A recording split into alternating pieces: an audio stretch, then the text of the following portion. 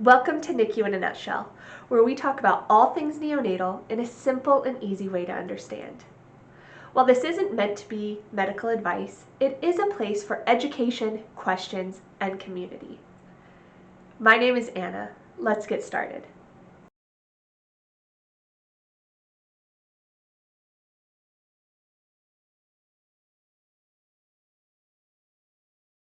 Have you been asked to leave your baby's room and you're not sure why?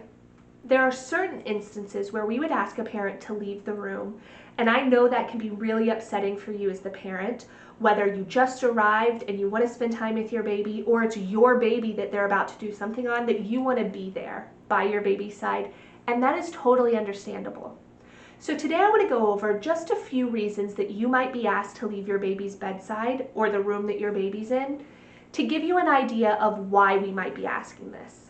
One of the big reasons we ask parents to leave is if a sterile procedure is happening in your baby's room, whether it is with your baby or another baby that's in the room.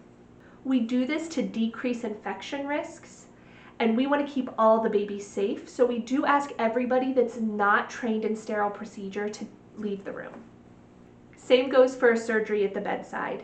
That's where the OR comes up to the NICU, does surgery on your baby or another baby in the room.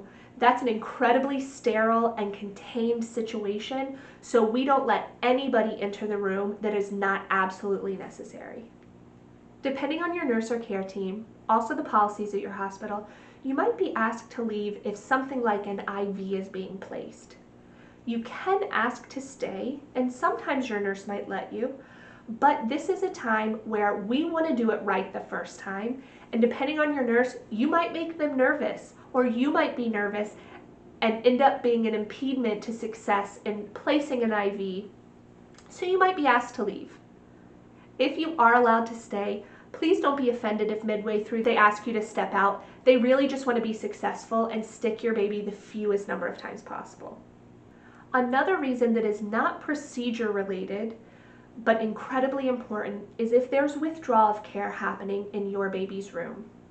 If the medical team is withdrawing care on another baby in the room, they often ask other parents to leave to give those parents and family members a chance to grieve and have some privacy during this devastating experience.